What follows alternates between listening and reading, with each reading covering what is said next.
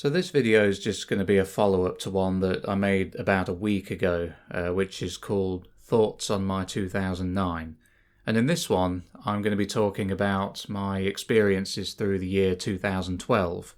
And it's just something I'm probably going to do on this channel, is make little videos about years in my life that kind of stick out in some way.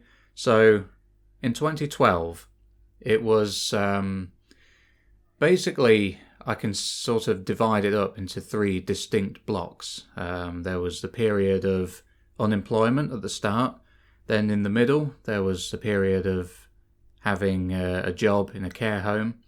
And then right at the end, there was a period of illness. So at the beginning, from January until March, I didn't have a job because the previous year I'd been backpacking in New Zealand for a few weeks. It only lasted a few weeks. I was supposed to be there for a year, but it just failed. I failed at it because I got incredibly homesick, basically. I was only 22 years old at the time, and I wasn't ready for a big adventure like that. I had a factory job before that I was desperate to get away from, and so I kind of I saved up as much money as I could, and I rushed into this thing that I've found, which was a working holiday visa that you could get for New Zealand, and I was like, yes, that's my ticket out. So I did that, and I rushed into it, and I wasn't mature enough, quite frankly. So that happened in 2011, and I sort of quit my job, so I didn't have a job at the start of 2012. So from January until March, I was just looking for jobs, applying for jobs, and I'd never thought about doing care work before, but I did notice that a lot of jobs that were available, they were either factory work or care work. And because I'd just done 4.5 years of factory work and I'd made a vow to never go back to it because I hated it so much, I decided to give applying for some care jobs, give it a crack.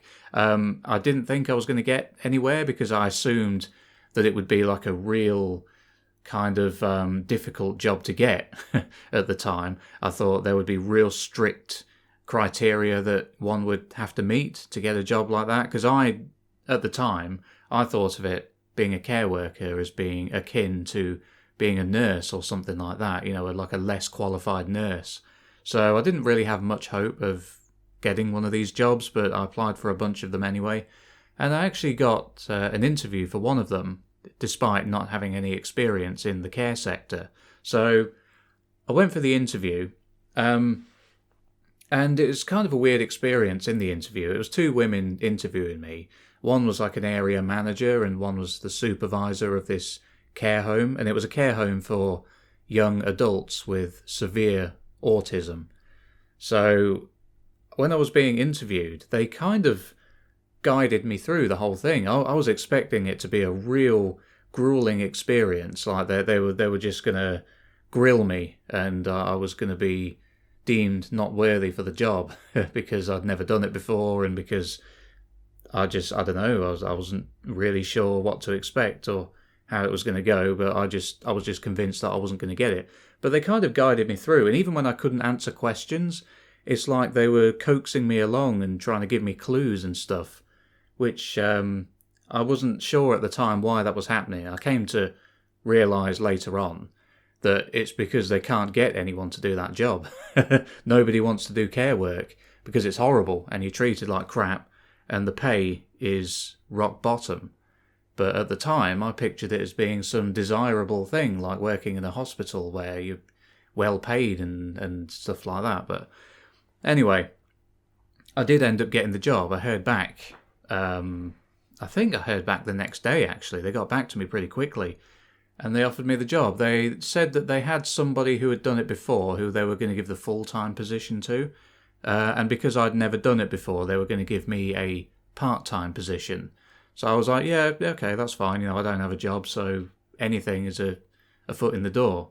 But then, because I had to have a background check, they call it a DRB check here.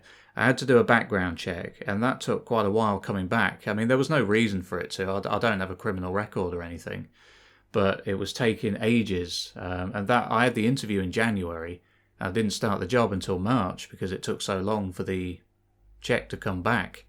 And I was getting a bit worried. I thought, it's been 2 months. I've not been working.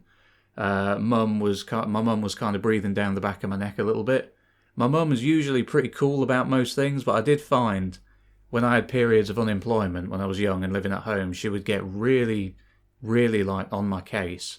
So I was getting kind of tired of that. I wanted to just get a job so that she'd get off my back. And then, eventually, after me phoning them a few times, I got the job.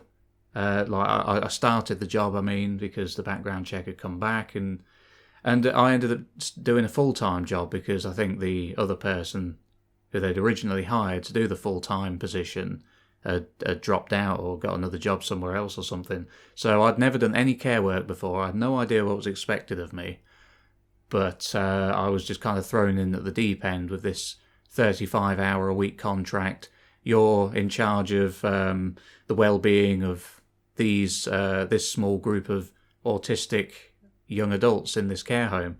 I didn't know what I was doing. I didn't get anything in the way of training, to be honest. I shadowed some people for a while that were already working there, but I didn't get any serious training apart from being sat down with this like real vintage looking laptop thing. It was like a real blocky. I'd never seen anything like it. It must have been from like 1990 or something like that. But it had all the training materials on it. All your typical stuff, your first aid, your health and safety, your fire safety, stuff like that. So I was having to do that in between looking after these people who I had no idea how to look after properly. And whenever I made a mistake, the manager, it was this gay bloke called Shane, and he was a real jumped up little twerp. He was like this little fat 5'5" little manlet, and he had a real he thought he was God in that place.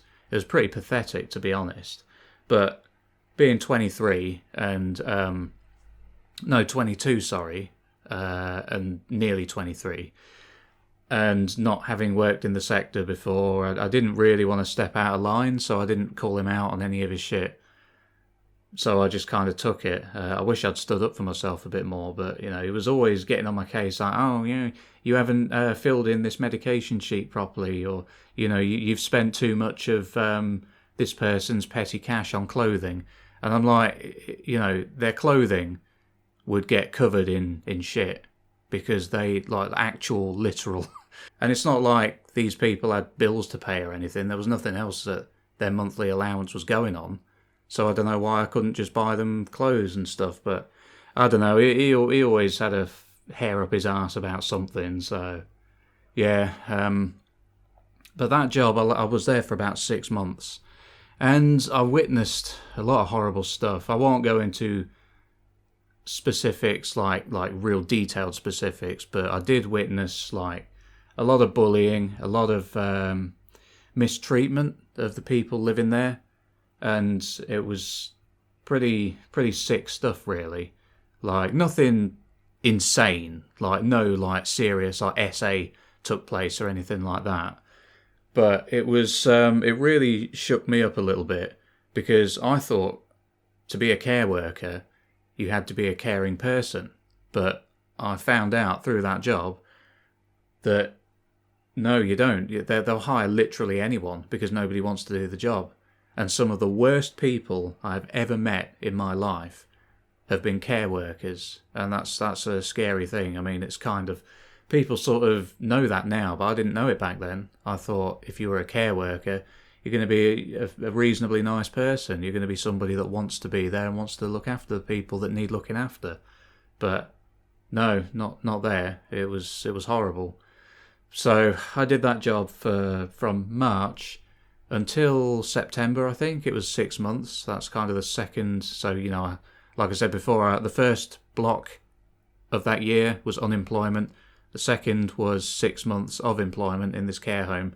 But I couldn't really take it there anymore. I didn't like it. I didn't like the place. It was a real long drive as well. The commute was like 45-minute drive, and it was using up a lot of fuel.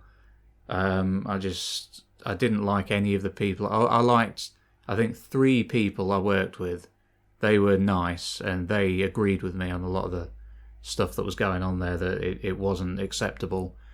But in the end, I looked for another job, and it was care work again. But it was live-in care work, like 24/7, round the clock. You would live with the person for a while, take care of their needs. So I applied for that job, and I got it. However, before I could start that job, that's when the third main sort of section of this year took place. That was a period of illness, and that was when I found out that I had testicular cancer. So I was in the shower one night in October, and I noticed a lump down there, and that was the first panic attack I ever had, because I knew immediately what it was. I'd never been there before, and when I realised it was there, like, my heart started racing, my vision became blurred, and then I kind of blacked out a little bit. And then I sort of came to a few moments later, and I was like crouched down in the shower, and I was convinced I was gonna die from a heart attack there and then. But, I kind of got myself together and steadied myself, finished my shower, got out, and I was like, yeah, I'm pretty sure this is the big C. So after that, the next morning, I phoned the doctor's surgery and got an appointment for that day.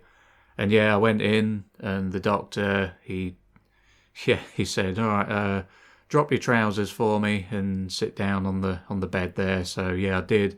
And then he sort of did an inspection, and he was like, I could tell, when you can tell by the tone of somebody whether it's, there would be an air of like, oh no, this is nothing to worry about, or there's the tone and the feeling in the atmosphere that, yeah, this is something serious. And the latter is what I was getting from him, because he'd been kind of jovial before that. He was quite a cheerful guy, but then he turned quite serious once he'd done the the inspection. He'd sort of gone over the lump with his finger and was like, yeah, okay. And he said, what we're going to do is I'm going to forward you details to the hospital, the local hospital. And yeah, so couple weeks later, I kept it from my parents and from my siblings and that. I didn't tell them because, I don't know, I didn't want to worry them. That's always been the way I've always done things, is I just try not to worry the people close to me if there's something wrong. So I covertly went to my doctor's appointments. I went to the hospital and got seen, and they kind of told me about next steps and stuff like that. They told me that, because I had some x-rays and stuff like that, and they said it hasn't spread too far. You've caught it quite early on, fortunately. So it wasn't like all in my lungs, all in my brain, anything like that. But yeah, so once all that was kind of sorted out, I had to get the operation booked, and that meant removing the testicle. So I've only got one now. I've got one, and I've got a silicone one to replace the one that was taken out. So when that appointment was booked, I was kind of hoping that I could drive myself to the hospital and get the operation done without my family knowing, because I didn't want to worry them. Because at that point, I didn't think I was going to have any chemotherapy either. But I told some people at work about it, and they were like, "No, you've got to tell your family. You can't go in for a major operation like that and keep it secret. What are you thinking?" That this was like the three people that I actually liked at work, who I kind of told them about it and stuff. And they were like, "That's crazy. You've just got to tell your family." So I did. I went home after work, and I took my mum to one side and kind of said, "Yeah, I've just got something I need to tell you. Don't worry, I'm going to be fine. It's not a terrible, life-ending thing, but I do have testicular cancer." And yeah, my mum was holding. So I'm not sure what she was holding in her hand at the time. I think it was like a bag of like chocolate things or something, like Maltesers or something like that. But her hand started shaking. She dropped it on the ground. I was like, oh man, maybe I should have told her to sit down before I told her this. Lesson learned. But yeah, she got pretty teary-eyed straight away, and she hugged me. I think that's the only time as an adult she ever hugged me. Not that sort of thing bothers me or anything, but Yeah, anyway, so she then told my dad, and I told her that the operation was booked for the 5th of November of that year. So, yeah, that was that. I sort of kept it from them for a couple of weeks, but yeah, I just had to tell them in the end. So, when the 5th of November came around, I'd had to phone my new job and postpone my start date because, I'd obviously found out that I'm ill. So can I start later on? And they were accommodating, and they said, yeah, that's fine, that's okay, keep us updated, and we hope you pull through and everything. So that was good of them. But yeah, went in for the operation. Man, that was, pretty painful coming out of it. And I couldn't even get any relief from the anaesthetic. It's like I was told before going in, when I was being wheeled in, they said, yeah, when you wake up from the operation, the anaesthetic, it'll make it feel like you've had a real nice deep sleep, and you're going to feel really refreshed, and you're going to feel great when you come straight out of it. So I was like, oh, okay, at least I won't be in pain straight away. But then when I did come to after the operation, I was shaking uncontrollably. Like I was really trembling, like I couldn't stop myself from shaking. I don't know if you've ever been so cold that your entire body is just shivering, like violently. And I woke up in this room, I had an oxygen mask on, and there was a nurse stood next to me, and I asked what was going on. And she said, yeah, it looks like you've had an allergic reaction to the anaesthetic. So I couldn't even get the pleasure of a nice deep sleep feeling after the operation, which is typical. But that went away after a few minutes, I think. And then I got wheeled back into the room, and I was given something to eat, I think. I didn't really want to eat anything because I felt quite queasy, but, it was put in front of me by the nurse. They said it's best to try and eat something, so I did. Oh man, I wish I hadn't, because on the drive home, when my mum and dad were taking me home, I was like, oh man, I'm going to throw up. I could barely walk because of this massive incision that had been made in my groin. So when I was being driven home, I felt all woozy still from the anaesthetic, and then I was like, I'm going to throw up. And then, yeah, I kind of threw up in my lap in the car, and because I tried to get the window open in time, but I couldn't, and I ended up being sick inside the car. So, yeah, that happened, and then we got home, and that was that. Start the recovery from the operation, and I had more to come, because after that I had to go back to the hospital for checkups and stuff, and they said that the incision and everything was healing okay, but some cells had made it into my body, so I was going to have chemotherapy, which I was hoping to avoid. Because you know what chemo means, don't you? It means sickness. It means losing your hair. You've seen Breaking Bad. And it was like when the doctor was telling me, yeah, you're going to have chemo, I did kind of go lightheaded, and this real high-pitched ringing started going in my ears, like I was having this panic attack, another one. But I managed to not give in to it. I managed to stay present and listen to what the doctor said. And then after that appointment, he said, okay, I want you to go and get your blood taken.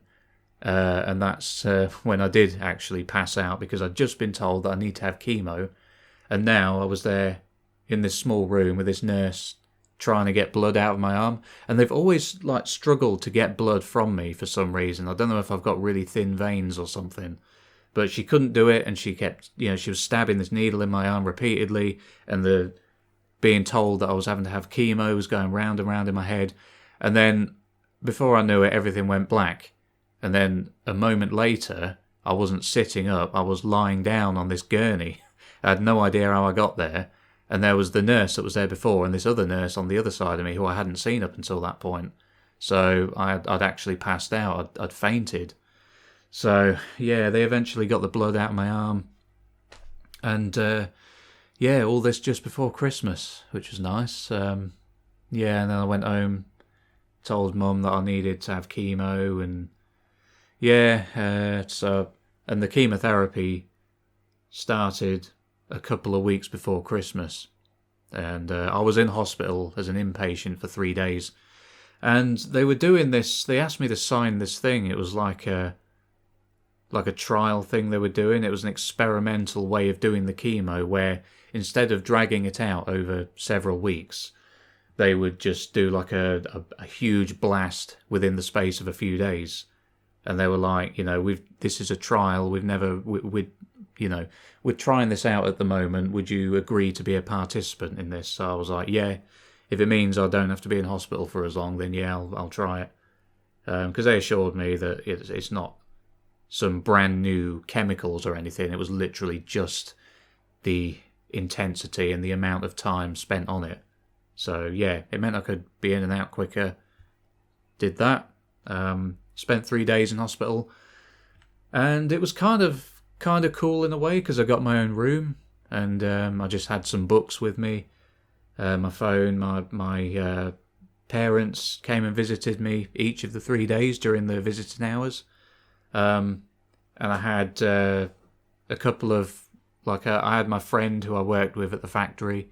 I'd known him for years. I'd known him since I was a kid, but we didn't start hanging out really until we both started working at this factory together. And he came and visited one of the days, which is cool. And then I had a friend from college come and visit too, which was good because we were still in contact back then. Not anymore because differences of opinions. We'll just leave it at that. But yeah, so once I got home, I felt okay while I was in the hospital receiving the chemo. Although it was really cold, this bag of this chemical stuff going into your veins. You suddenly feel really cold when all that starts going into you. But yeah, it was once I got home, I started to feel really ill, like really, really unwell, like the worst flu you've ever had. And that was just kind of how things were. And then because of the chemotherapy, your white cell count is just decimated, so you become really prone to infection. And I did a really stupid thing once when I'd started to get my appetite back, and I ate this big bag of onion rings because I hadn't really eaten anything that tasted good for several weeks by that point. It had just been soup. That was all I could manage, but I could actually feel like I could manage something, something snacky.